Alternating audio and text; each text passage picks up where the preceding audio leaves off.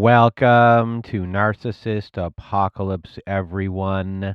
I am Brandon Chadwick, and today is a debrief episode of a re-release that we put out, and it is of Francesca's story, which was originally recorded about 6 years ago. And Francesca lived through not just a difficult relationship or a jealous partner. She really lived through a system of coercive control that grew over time until it really touched every single part of her life, her body, her movements, her privacy, her family relationships, her sense of self, and eventually her safety. And before we get into the context of this episode, in the context of Francesca's story, if you want to be a guest on our Survivor Story episodes, go to narcissistapocalypse.com, click on the guest form button at the top of the page, fill out the form, and we'll go from there. Or you can email us at narcissistapocalypse@pm.me. And we also have a very informative newsletter. If you want to sign up to it, you get a free workbook with every new newsletter. And we also have our support groups at narcissistapocalypse.com, and we have Zoom meetings every Wednesday night, Thursday afternoons, and Saturday nights. So all of that can be found at narcissistapocalypse.com. And now we are going to give you context for this story. So Francesca entered this relationship during a very vulnerable point of her life. She had separated from her husband, and she was carrying a lot of stuff in the aftermath of that, a lot of betrayal trauma. And then she meets someone who is attentive, interested, romantic, and just really deeply invested into her right away. He asks questions, he listens, he flatters, he makes her feel seen. He presents himself as someone who has also been wronged, and he tries to get empathy in that way. He paints his ex as being unstable, himself as being someone who is misunderstood, and he creates this real immediate intimacy and emotional closeness. And this is the beginning of this course of control. So right here, there's this big love bombing, and someone is here who understands you and chooses you and wants you. And for Francesca, that was a really big thing coming out of the relationship that she was previously. And over time, the relationship just begins to shift. And he starts testing her boundaries. He starts testing her loyalty. He starts making strange comments, upsetting jokes, and confusing types of criticisms. And then he starts to become more jealous, more suspicious, more intrusive. And then it escalates into tracking her phone, monitoring her communications, controlling her eating, her appearance, isolating her from loved ones, dictating her choices, physical intimidation, physical assault. And by the end, Francesca really describes that it felt like she was living in a prison. So the big key themes here, the first one we have on our list is love bombing as the doorway. So as we've already mentioned, Francesca started off here with this really intense attention and affection toward her. This person is charming. He was persistent. He came off as being emotionally available. Big romantic gestures, a lot of big gestures. He makes her feel valued, seen. And this was coming right at a time when she was vulnerable. And this really matters because at the beginning of this relationship, this is the anchor for everything that'll follow. He really grabs her at the beginning here with this love bombing. And there's a lot of grand gestures early on that were a big part of hooking her into this relationship very, very quickly, creating an attachment for the abuse to eventually continue and carry on. So something we already mentioned, the second thing we have on our list here is boundary testing and loyalty conditioning. And this is a key theme here. Very early on, he does things that feel strange, things that are really hard to interpret. And he's telling her upsetting stories during this time. He's introducing a lot of discomfort. He's saying things that are putting her off balance. And she's just sitting inside of this confusion and not knowing what to do with it. And with this specific abuser, he's really testing what she was okay with. and he's figuring out the pieces here of what he could like take to a certain level, then maybe shrink back, take to a certain level, shrink back. He's really testing the boundaries here. He's learning what type of confusion she will tolerate. He's learning here how quickly she will self-correct. He's learning whether she will challenge him on certain things or just let things be. And he's learning, will she prioritize keeping the peace over protecting her own instincts of the weirdness and the uncomfortability that is going on. And these moments are really important when it comes to abuse and control, because it often happens with these small little experiments, and the person is able to explain things away, and the victim here is staying and also listening to these excuses and giving the person the benefit of the doubt, especially with the story that this person told early on. So the boundaries here keep moving and they keep shifting, and they're just silently, she's getting conditioned here until the unacceptable feels familiar. And then another thing that's related to this when it comes to the conditioning aspect of it is the criticism as conditioning. And as this relationship went on, this person became more critical of Francesca. The abuser became more critical and began commenting on her appearance, the way she does things, how she behaves, what she eats, how she dresses, what she should change. And this criticism really became part of the conditioning. And it was done in a way where this abuser was saying that this was their preference, not coming off as criticism. This is just my preference. They were kind of disguising it there, but it was really there to teach her that she's constantly being evaluated, that she's constantly falling short, that her safety in the relationship depends upon this correction, and that she has to gain his approval, that it must be earned. And this is all done through this criticism as conditioning. It's part of the conditioning process here. It's not just eroding your self-esteem, it's also part of this conditioning. And because in this case, the criticisms were mixed with reassurances, they were mixed with affection, they were mixed with romance, it's very, very confusing. And this person is wounding her and then comforting her. And I'm sure a lot of you out there were dealing with that. So he's devaluing and then rescuing, but it is also creating conditioning. So eventually he doesn't have to do those criticisms. You're already doing the work for them. So the conditioning is there.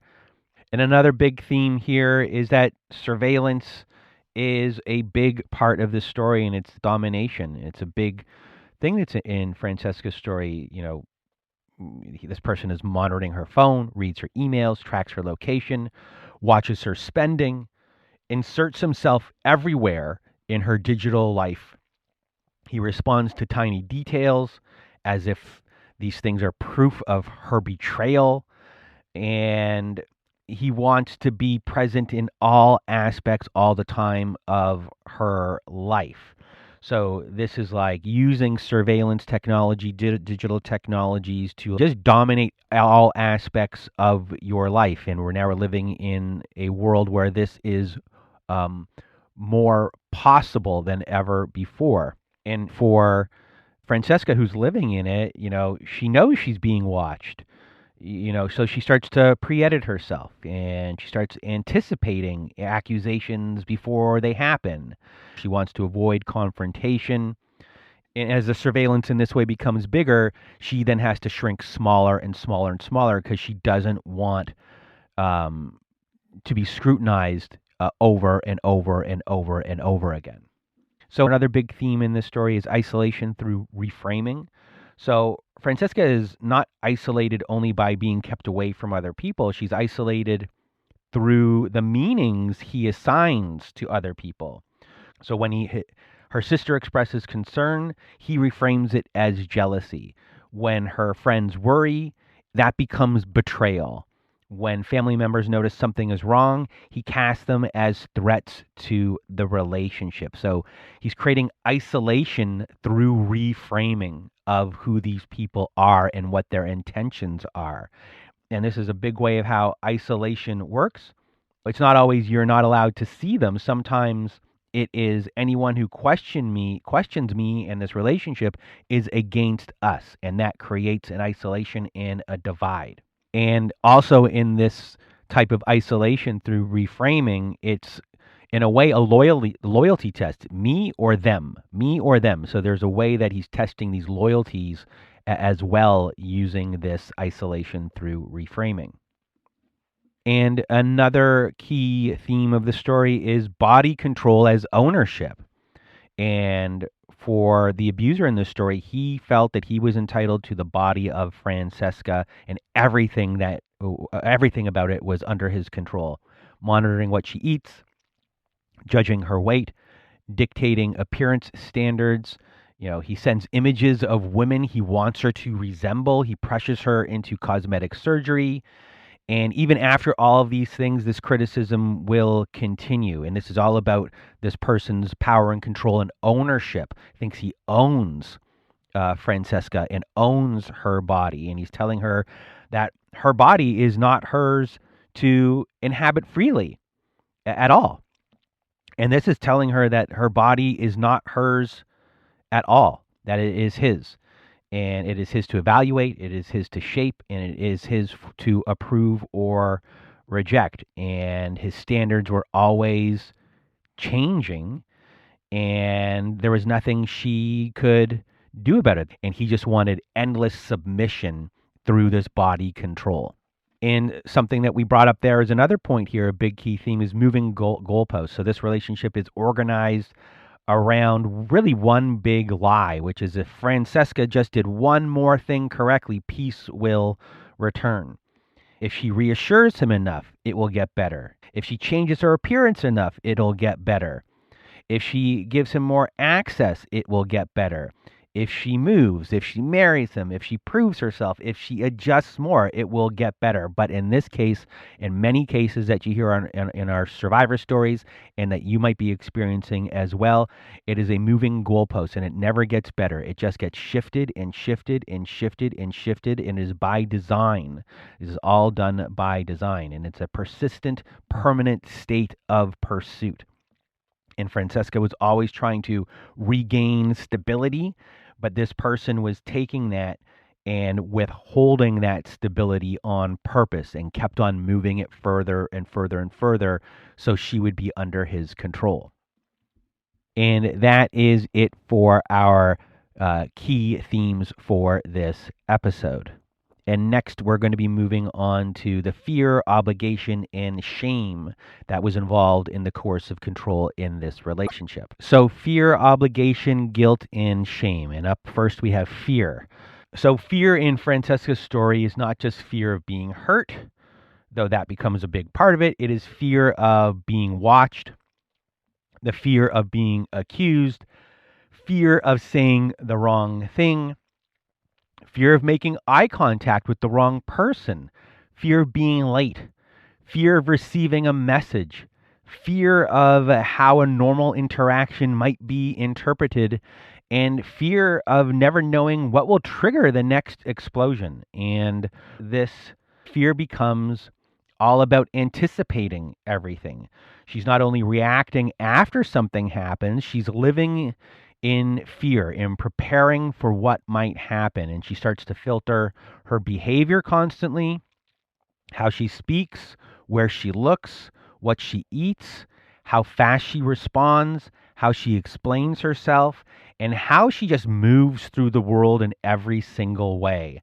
And this is what coercive control does at a very deep level. The abuser no longer has to actively control every moment because the fear has already been installed. And the victim here begins self-monitoring in advance.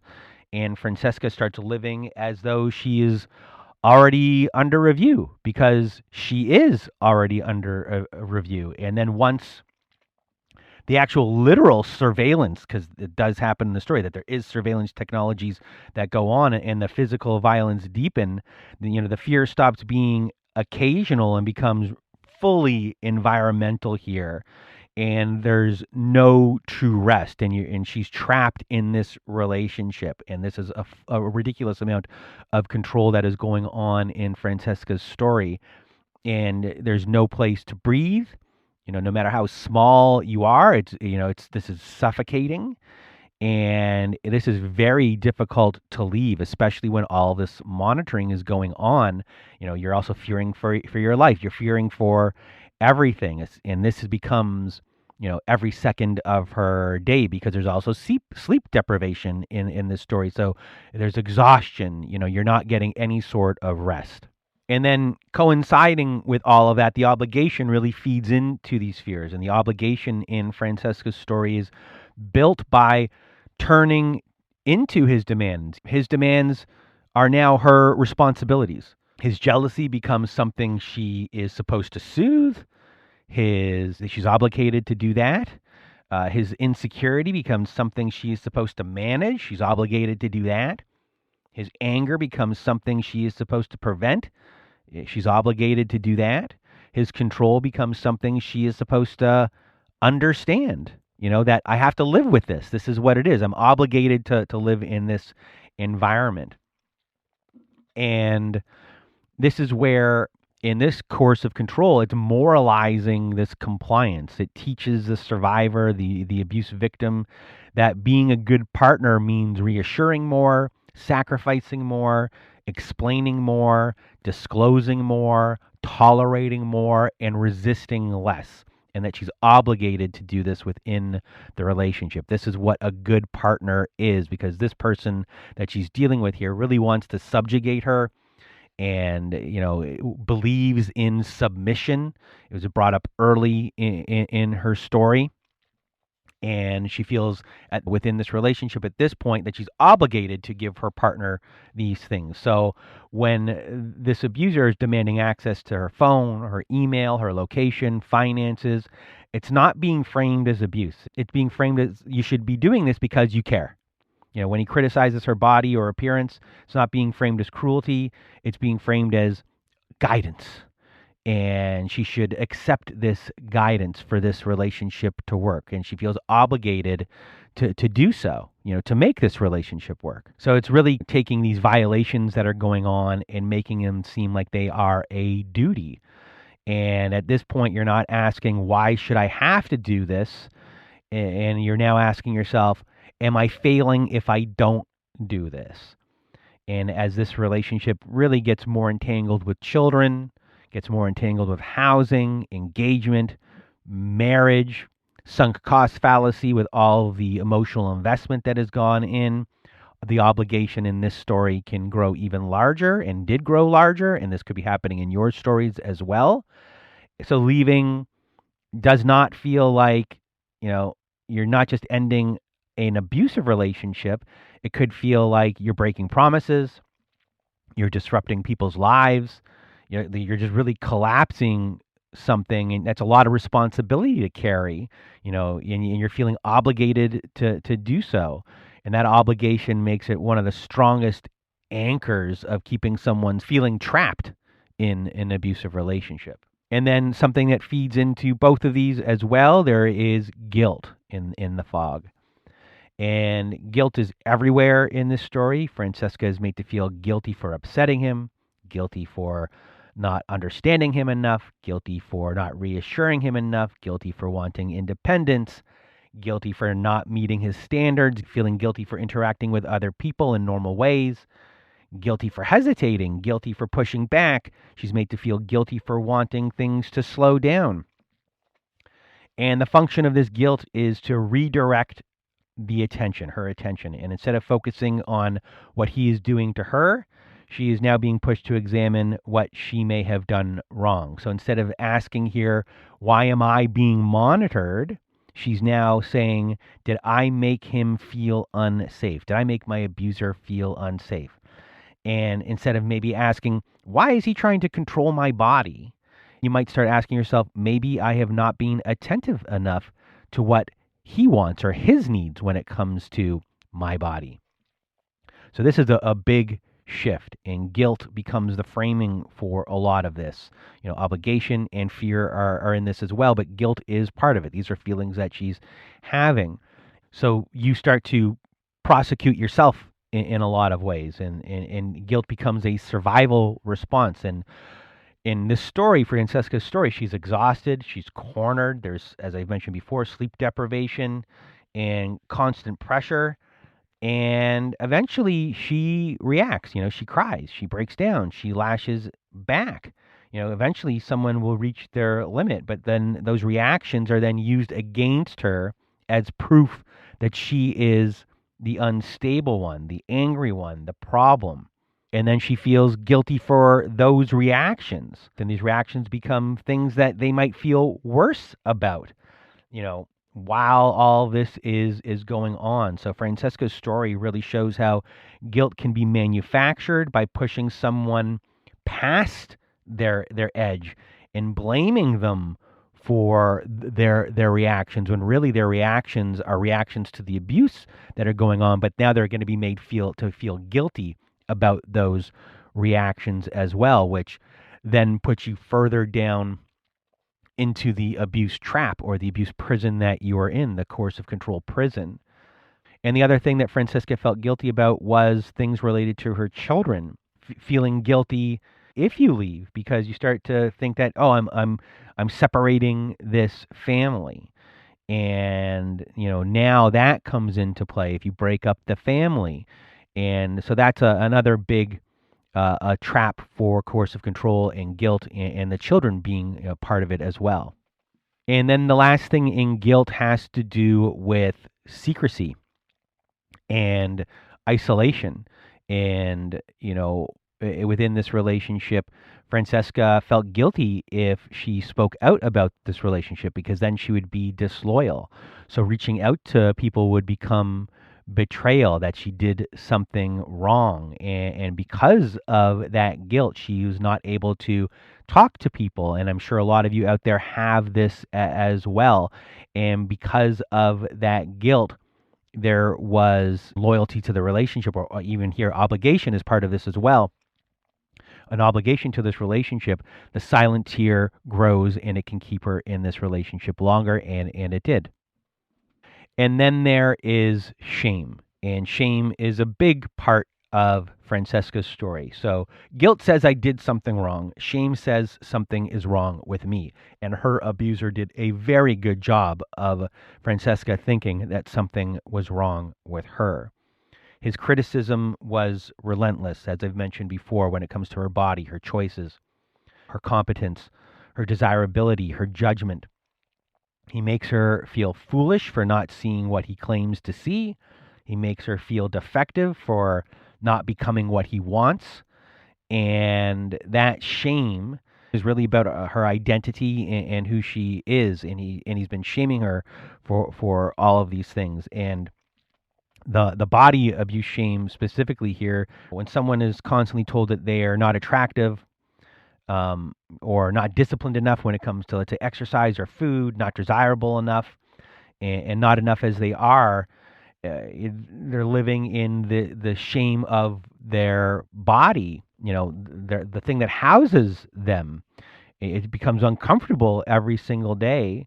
And it's hard to feel as well like, oh, this person is trying to help me. I don't look in this specific way. Who's going to want me now? They've really broken that down, that something must be wrong with me. And that's a big thing, when they made you feel so bad about yourself that you now have shame about who you are, the way you think, all of your choices. You start to think like, can I live outside this relationship? Is it possible for me? Who will want me after this? This is the thought process that can be created. And if you can't see a world outside of the relationship that the abuser is trying to instill, so it makes it more difficult to leave, because you're scared of the world that is out there and if you'll be accepted into it. So the fog in this story, in Francesca's story, and I'm sure in a lot of your stories, fear, saying something bad will happen if I get this wrong. Obligation, it's my job to prevent that bad thing from happening. Guilt, when things go wrong, it is probably because I failed. and shame. Maybe I failed because there's something wrong with me. And that's the trap of this type of coercive control with this fog and what was going on in Francesca's relationship. So the analogy for this story is going to be a shorter one, and it is what I call the metal detector. So Francesca's story is like living in a building where every doorway has a metal detector, but no one ever tells you what sets it off at first. At first you think if you're careful enough, you can move through life without a problem. But then one day, the alarm goes off because you were a few minutes late. Then the next day, it went off because you smiled at the wrong person. Then the next day, the metal detector went off because someone emailed you with an exclamation point. The rules kept on changing, and eventually you stop moving through life naturally. You start checking yourself before every doorway because the metal detector, as you've gotten used to it, continuously goes off. So you start to try to predict what might trigger this metal detector's alarm again. And that's what the coercive control in this relationship was like. It was turning everyday life into a state of constant self-monitoring, having to go through a metal detector everywhere you were going. It was going off every second of the day, every time you tried to make any sort of movement. And you're doing your best to make sure that that metal detector didn't go off. And you started to self-regulate yourself before you even walked through that door. So the things that I want for Francesca going forward, and for all of you, the big thing is to rebuild trust in your own perception. It's a big, big one. It's not an easy thing after going through abuse like this. It takes a lot of slow building blocks and steps for that to happen. I want her to reclaim the sense in her body that her body is hers, her choices are hers, and her instincts are worth listening to. This type of coercive control that was going on in this relationship was pretty insidious, and it trained her to distrust herself, not like her body, not like a lot of things about herself.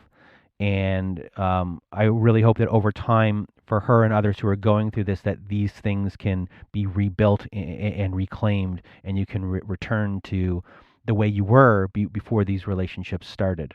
So when thinking about Francesca's story, it really was living in a prison, and how the love bombing really took hold really early on, being seen, really big grand gestures, and then a lot of boundary testing and a lot of loyalty testing and seeing what worked, what stuck, what didn't, and what she would accept, what she would speak up about, and what she would stay silent about. And when those things started happening, the abuser here really started to figure out what they could get away with. And this person was really big into making her submit to his needs, wants, desires, all of these things. And over time, he was able to stretch these things further and further and further and further. And Francesca eventually became trapped. And it was, from surveillance, real like technological surveillance, to the words, to the criticism, to the put downs, and the way everything was framed. She was really living in a prison, and I'm happy she got out of it, and she's safe, and that she's alive. And I can't thank her enough for taking part in our podcast. And if you want to be a guest like Francesca was on our survivor stories, go to our website at narcissistapocalypse.com. And you can find the guest form button at the top of the page. We also have a newsletter on our website that people find informative and helpful when it comes to reflections in their own stories. And you can also join our support group at narcissistapocalypse.com. And we have support group meetings on Zoom every Wednesday night, Thursday afternoon, and Saturday nights. So that is it for this week's follow-up episode on a old episode. This is the first time we've done it on an older episode, on a re-release episode, and we're going to try to get these done every single week. It's a lot of work to get all these things done in 1 week. We're doing a lot of episodes now. So that is it for today's episode, and I hope you have a good night.